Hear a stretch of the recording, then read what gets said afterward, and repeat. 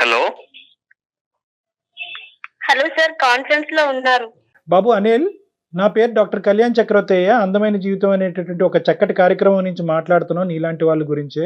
చెప్పండి సార్. ఇప్పుడు ఈ అమ్మాయి ఎవరు? ఈ అమ్మాయికి నీకున్న సంబంధం ఏంటి? ఎవరు సార్? దివ్యనా? ఆ, మరి దివ్య. దివ్యనే కదా మిమ్మల్ని కాన్ఫరెన్స్ లో ఇంకెంతమంది ఉన్నారు మీ రేషన్ కార్డులో? ఇంటర్ లో మీరిద్దరు లవర్స్ సార్, ఇది మాత్రం వాస్తవం. ఓకే. అయితే ఆ అమ్మాయి ఇంటర్ అయిపోగానే నాకు కనపడకుండా వెళ్ళిపోయింది. ఎటో నాకు కనపడకుండా వెళ్ళిపోయింది. కనీసం నేను అప్పటి నుంచి ఆ అమ్మాయి కోసం ఎంత ట్రై చేసినా కూడా ఆ అమ్మాయి ఎక్కడ అమ్మాయి అడ్రస్ దొరకలేదు నాకు. ఎంతకాలం ట్రై చేశావు నాయనా? సార్ నేను దగ్గర 2 years తిరిగాను సార్. ఆ అమ్మాయి 3 సంవత్సరాలు వెళ్ళిపోయింది కదా, నేను 2 years తిరిగాను. నేను వాళ్ళ గల్లీలో సార్, నేను వాళ్ళ ఇల్లు తప్ప మిగతా ఇల్లు మొత్తం ఎంక్వైరీ చేశాను సార్. వాళ్ళ ఇంటికి పోతే బాగోదని చెప్పేసి నేను ఎతికాను. తర్వాత వాళ్ళ అమ్మమ్మ వాళ్ళ ఇంటికి పండగలకు గట్ట ఏమన్నా వెళ్ళిందేమో అని చెప్పేసి నేను అక్కడ కూడా వెళ్ళాను. ఓకే. అక్కడ ఆ ఊర్లో కూడా లేదు.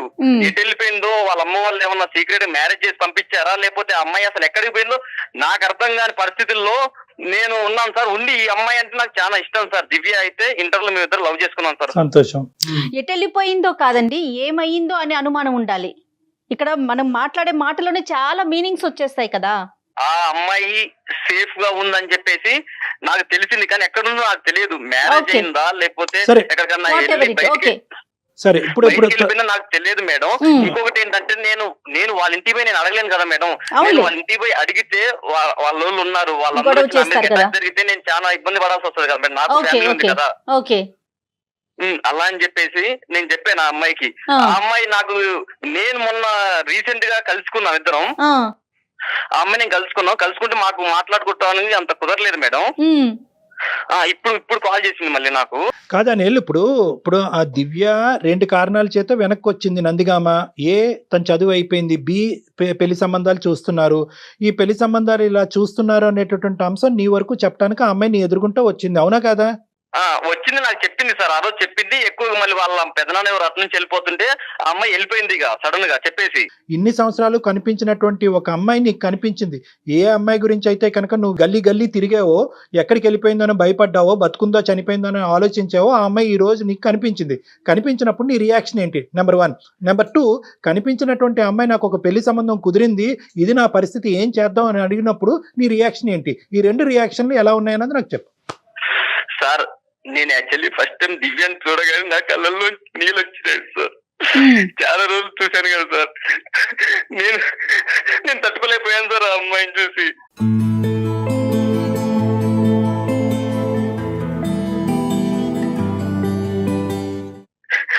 సార్ ఇంకోటి, ఆ అమ్మాయి మ్యారేజ్ అయిద్దని చెప్పి నేను అన్నాను, దివ్య నేను నిన్ను పెళ్లి చేసుకుంటానని నేను చెప్పాను సార్. నేను నిన్ను పెళ్లి చేసుకుంటాను దివ్య, నువ్వు నాతోనే ఉండు, ఎన్ని రోజులు ఎటుపోయినా నాకు సంబంధం లేదు. ఇప్పుడు మళ్ళీ నన్ను కావాలనుకుని నా దగ్గరకు వచ్చావు కదా నాతో మాట్లాడటానికి, మన ఇద్దరం పెళ్లి చేసుకున్నాం దివ్య అని నేను చెప్పాను సార్. ఓకే. ఏమంది తను? లేదు, నాకు మ్యారేజ్ సెట్ అయింది అని ఆమె చెప్పి వెళ్ళిపోయింది సార్. ఓకే. ఏం దివ్య, అదే నువ్వు చెప్పినానే, అతని వర్జన్ కంప్లీట్ డిఫరెంట్ గా ఉంది కదా. నీ గురించి ఇంతకాలం వెయిట్ చేసినట్టు మాట్లాడుతున్నాడు సార్. ఆ అబ్బాయి అన్ని నాటకాలు వేస్తున్నారు సార్, అంతా నటన సార్, అంతా అబద్ధాలే. ఆడు నా బెస్ట్ ఫ్రెండ్ తోటే మేము ముందు కలిసిన పార్క్ లోనే ఆడు వేరే అమ్మాయితో ఉండడం నేను చూసా సార్. అక్కడ నా బెస్ట్ ఫ్రెండ్ గీతతో మనం కలిసిన పార్క్ లోనే నేను నీతో చూసా. నీ నాటకాలు ఆపు, నువ్వు నా దగ్గర చెప్పకు. దివ్య నేను చెప్పేది ఒకటి, నువ్వు ఆ పని ఇంకా అంతా అయిపోయింది. నువ్వు నన్ను మోసం రీజన్ చెప్తాను విను దివ్య, దానికి నేను రీజన్ చెప్తాను విను. సార్, ఈ అమ్మాయి కంటే ఫస్ట్ నాకు ఆ అమ్మాయి ప్రపోజ్ చేసింది సార్ క్లాస్ లో. దివ్య అని గీత బెస్ట్ ఫ్రెండ్స్ వాళ్ళిద్దరు. ఆ అమ్మాయికి నాకు ఫస్ట్ ప్రపోజ్ చేస్తే ఈ లోపు నాకు ఈ అమ్మాయి మీద నాకు మనసు పడి నేను ఈ అమ్మాయిని లవ్ చేశాను. ఈ అమ్మాయితో జీవితాంతం ఉందామని చెప్పేసి నేను ఫిక్స్ అయిపోయాను సార్. జీవితంలో ఫిక్స్ అయిపోయిన తర్వాత ఆ అమ్మాయి ఏం చేసిందంటే ఈ అమ్మాయి గురించి బ్యాడ్ చెప్పింది నా దగ్గరకు వచ్చి. ఓకే. ఇంటర్ అయిపోగానే వెళ్ళిపోయింది కదా, బ్యాడ్ చెప్పింది వచ్చేసి. ఏమని, ఆ అమ్మాయి ఎందుకు, ఆ అమ్మాయి ఆల్రెడీ ఏరే వంతునో ఎటో వెళ్ళిపోయి ఉంటది, అది ఇదని నా అమ్మాయి డైవర్ట్ చేసింది సార్. నాన్న, గీత చెప్పిందే కరెక్ట్, కానీ గీత కనెక్ట్ అయిపోవటం ఏంటి నువ్వు? సార్ గీత కనెక్ట్ అయిపోతాం అంటే సార్ నేనేమన్నా హీరోనా సార్? ఏమన్నా సినిమా ఇది? నాకేం అవసరం సార్? ఇప్పుడు ఆ అమ్మాయి వెళ్ళిపోయింది, మాకంత స్తోమత లేదు. ఆ అమ్మాయిని ఎక్కడుందో మొత్తం దేశాలు తిరిగి వెతికేంత స్తోమత నా దగ్గర లేదు సార్. వాళ్ళకి డబ్బు ఉంది కాబట్టి దేశాలు పంపించుకుంటారు, కానీ మా వల్ల కాదు. అందుకే నేనేం చేశాను, గీత ఆల్రెడీ ముందు ప్రపోజ్ చేసింది కాబట్టి నేను అమ్మాయికి మూవ్ అయిపోయాను.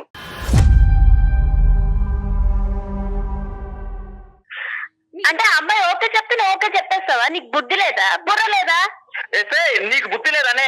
నీకు ఇన్ని రోజులు నేను వాడిని ఇచ్చిపెట్టున్నానే, వాడికి కనీసం ఒక ఫోన్ చేసి చెప్తావు, మాట్లాడదాం బుద్ధి నీకు లేదా? సోర్స్ ఉంటే నేను చెప్తాను కంపల్సరీగా. నాకు మొత్తం చుట్టుముట్టేస్తారు, నాకు హౌస్ అరెస్ట్ లో చేస్తారు, నేను జైల్లో ఉన్నా. నేను ఎలా చెప్తా నీకు? నువ్వు జైల్లో ఉన్నావు, నువ్వు 2 సంవత్సరాలు నువ్వు నాతో తిరిగింది లేదు, కానీ నువ్వు వెళ్లే ముందు ఒక్కసారి మా గల్లీకి వచ్చి రోజు పాలకు అర్పించగలపోయేది.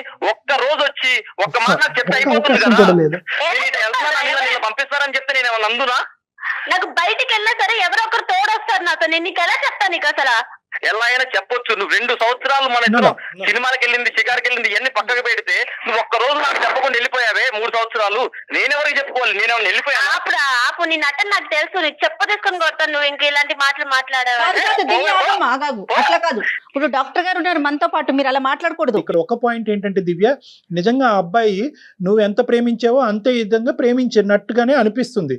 కానీ ఎక్కడో చోట నువ్వు కమ్యూనికేట్ చేయాలి కదా. అంత అవకాశాలు లేకుండా ఎలా పోతుంది? హాస్టల్లో ఫోన్ ఉండొచ్చు, ఇంటికి వచ్చేకి అవకాశం ఉండొచ్చు, ఎవరన్నా ఫ్రెండ్ ద్వారా కబురు చెప్పించవచ్చు, మీ ఇద్దరి మధ్యన కామన్ ఫ్రెండ్స్ ఉండుంటారు, రకరకాల అవకాశాలు ఉన్నాయి. సో నాకు ఎటువంటి కమ్యూనికేషన్ లేకపోవటం వల్ల నేను పిచ్చోడిని అయిపోయానండి అని అంటున్నాడు అబ్బాయి.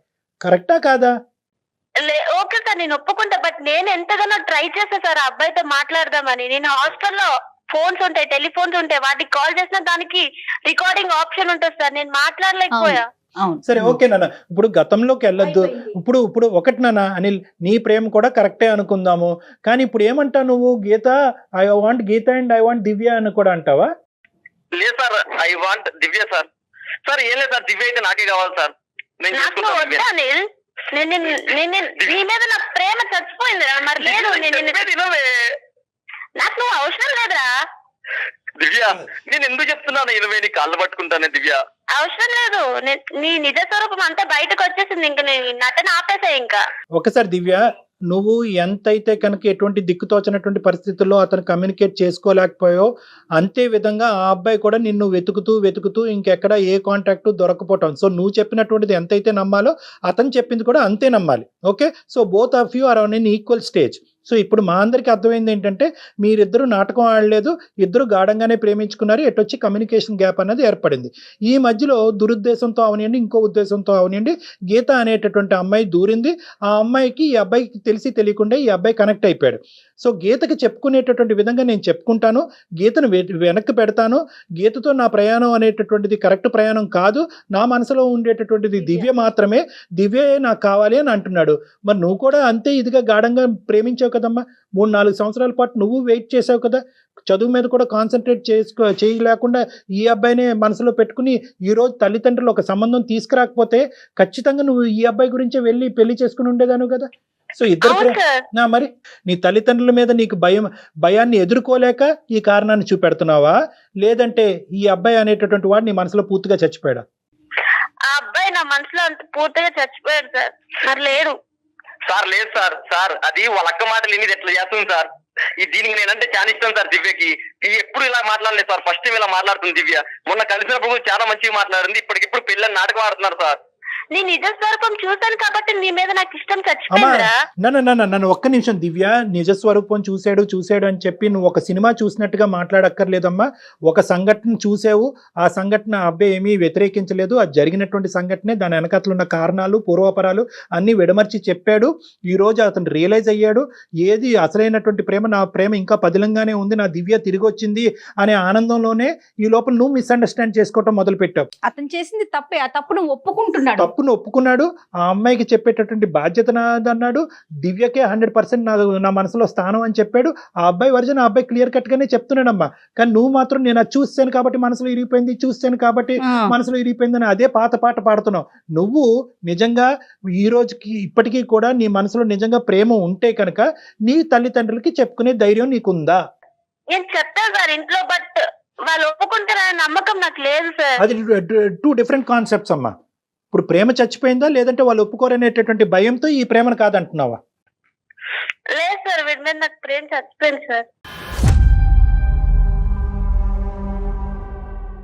అంటే తను ఇంకా అది మనసుకు తీసుకుంది, దానిలో నుంచి బయటికి రాలేకపోతుంది. ఒకప్పుడు ఈ సంఘటన చెప్పకపోతే కనుక, ఈ సంఘటన జరగకుండాపోతే కనుక, ఎప్పుడు నువ్వు వదిలి వెళ్ళినటువంటి అనిల్ ఇప్పుడు కూడా అలాగే ఉంటే కనుక నీ తల్లిదండ్రులు ఎదిరించి ఈ అబ్బాయిని వచ్చి ముందుకు వచ్చి పెళ్లి చేసుకుని ఉండేదానివా? అవును సార్, ఎలా అయినా పెళ్లి చేసుకున్నాను సార్. దివ్య నా తప్పైంది, క్షమించే, నీ కాళ్ళు పట్టుకుంటాను దివ్య, నువ్వు ఈ మాట మాత్రం అనకు దివ్య. సార్ ఇప్పుడు గనక ఆ అమ్మాయి చేసుకుంటా అంటే ఇప్పుడే తాళి కట్టేస్తాను సార్, నేను మరి తీసుకొచ్చి అనిల్, ఇంత ప్రేమ ఉన్న వ్యక్తివి ఒక 3 సంవత్సరాల అబ్బాయి లేకపోయేసరికి ఇంకొకరిని ఎలా ఫీల్ చేసేస్తావు నీ జీవితంలో చెప్పు? నా తప్పైంది మేడం, తప్పైంది. చేసేదంతా చేసేసి తప్పైపోయింది, నాకు అదే కావాలి, ఆ వస్తువే కావాలంటే ఎట్లా అనిల్? లేదు మేడం, కాంప్రమైజ్ అవ్వాలి అంతే. అలాంటప్పుడు అలాంటి మిస్టేక్స్ చేయకూడదు మేడం మిస్టేక్స్ అంటే సహజంగా నేను ఒక్కరిని చేసేది కదా మేడం, ప్రతి ఒక్కరు చేసే మిస్టేక్ మేడం. కానీ ఈ రోజు ఆ అమ్మాయి ఇంకో దారి చూసుకుంది నాన్న. నువ్వు వద్దు అంటోంది. తల్లిదండ్రులు చూపెట్టేటటువంటి ఒక దారి, టెన్షన్ లేనటువంటి దారి, నీకు ఆ అమ్మాయికి బాధ కలగనటువంటి ఒక దారిని ఆ అమ్మాయి ఎంచుకుంది కాబట్టి దాన్ని నువ్వు గౌరవించాలేమో అన్నది నాకు అనిపిస్తుంది. అవును, మీరు ఈ రోజు కలిసి ఉండకపోతే కనుక, ఈ రోజు ఆ అమ్మాయి వచ్చి నిన్ను మళ్ళీ వచ్చి నేనున్నాను నీకు తెలుసా అనేది గుర్తు చేయకపోతే, మీరిద్దరు ఎలాగైతే మీ ప్రయాణాన్ని కొనసాగించేవారో అదే స్థానానికి మళ్ళీ వెళ్ళిపోవాలన్నది నా విజ్ఞప్తి. సార్ లేదు సార్, నాకు దివ్య కావాలి సార్, దాన్ని పువ్వుల్లో పెట్టి చూసుకుంటాను సార్. అందుకనేనా తన ఫొటోస్ వీడియోస్ అన్ని కూడా మీరు మళ్ళీ షేర్ చేయటం? ఏ అని మేడం నేను ఆ ఉద్దేశంతో షేర్ చేయలేదు మేడం, నేను ఆ ఉద్దేశంతో ఈ రోజు దివ్య మేడం మా పాత జ్ఞాపకాలను గుర్తు చేస్తూ మేము దిగిన ఫోటోస్ కానీ మెసేజ్ కానీ అందుకు పంపాను తప్ప ఏదే కాదు. మేము తప్పుగా అనుకున్నాం లేనన్న, మేము ఇంకో విధంగా అనుకున్నాం. ఒకటి చూడకూడనటువంటి సంఘటనని ఆ అమ్మాయి చూసింది, దానికి నువ్వు ఎటువంటి విధంగా పెయింట్ పూసినా, ఏ విధంగా కలర్స్ మార్చినా కూడా ఆ అమ్మాయికి బలంగా ఆలోచన ఏంటంటే, నా స్థానంలో వేరే అమ్మాయి అతని జీవితంలో ఉంది. అది 2 years ఉందా, 3 years ఉందా, 2 months ఉందా, 3 months ఉందా అన్నది కాదు, రీప్లేస్మెంట్ అయితే ఖచ్చితంగా జరిగింది. ఆ వర్జన్ వినటానికి, నువ్వు చెప్పినటువంటి డిస్క్రిప్షన్ వినటానికి ఈ రోజు ఒక విధంగా సాటిస్ఫైగా ఉండొచ్చు. కానీ ఒక ఆడదాని మనసులో ఇంతకాలం ఇటువంటి మనిషి గురించా నేను వెయిట్ చేశాను అనే బాధ ఆ అమ్మాయి కలగటం వల్ల కంప్లీట్ గా ఇంతకాలం మనసులో పెట్టి ప్రేమించుకున్నటువంటి ఆ బొమ్మని తీసేసింది ఆ అమ్మాయి, తీసేసింది.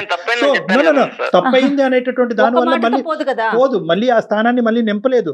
నీతో పాటు ప్రయాణం చేసినంతసేపు ఆ అమ్మాయికి ఒక క్వశ్చన్ మార్క్ ఆ అమ్మాయి మనసులో ఉంటది, నేనున్నానా గీతుందా, నేనున్నానా గీతుందా. ఒకప్పుడు మా ఇద్దరి మధ్యన ఏమైనా మనస్పర్ధలు వచ్చి మళ్ళీ మేము దూరం అవుతే గీత రాదు అనే గ్యారంటీ ఉందా అనే క్వశ్చన్ మార్క్ తో ఆ అమ్మాయి జర్నీ కొనసాగుతూ ఉంటది. ఈ రోజు ఆ పేరెంట్స్ ఎంత బలంగా ఉన్నారన్నది ఒక్కసారి ఆలోచించుకోండి.